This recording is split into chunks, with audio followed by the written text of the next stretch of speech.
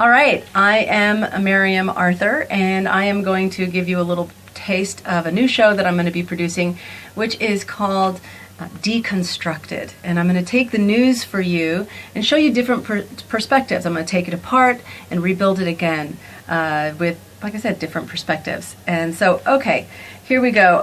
In today's newspaper, there's a story that says, "Worker electrocuted in a factory washroom." All right, there's several things that bother me about this story. I think it's not complete enough. There's not enough information for us to make a specific opinion about this specific story, but we can talk about it in general and some of the questions that the story as it's written raises. So basically, a garment worker was electrocuted in a bathroom. It was a female. She was taking a shower.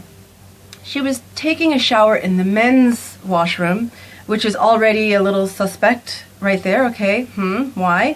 But also the story mentions that she died from the electrocution on the way to the hospital.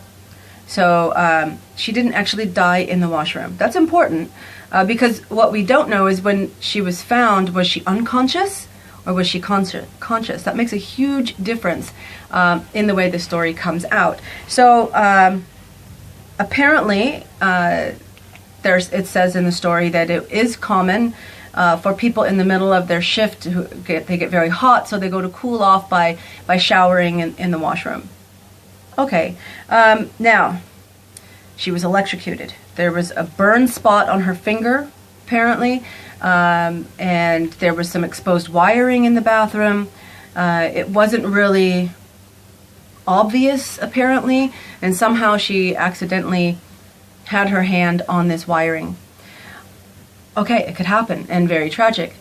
But the part that gets me starting to think, we're deconstructing here, right? So what I start to think about is when it says here, she was heard yelling out for help, adding that workers were known to take showers to beat the heat on the factory floor. Okay, this is the witness.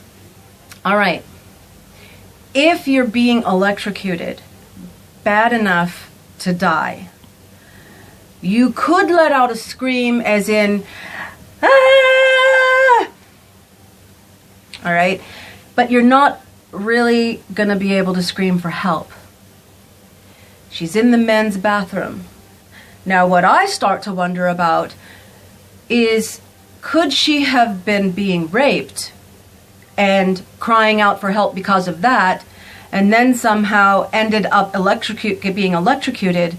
This is why it's so important that, number one, was she unconscious? Because if it was such a bad electrocution that she was then unconscious, there's no way that she screamed for help.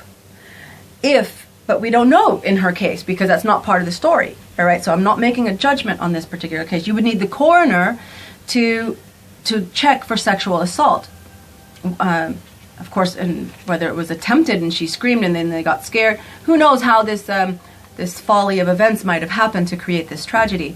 But there's more to this story, is what I'm saying. And so when we look at the news and we see the information given to us, don't always just take it as face value. We need to deconstruct it and put it back together again and see, is there anything missing? Is there more information that I need before I make an opinion? Because it's so easy, especially in the age of social media, to form an opinion based on just a photo or just a meme, a few words, when you really should investigate and research and find out the truth the best that you can before sharing an opinion about an issue.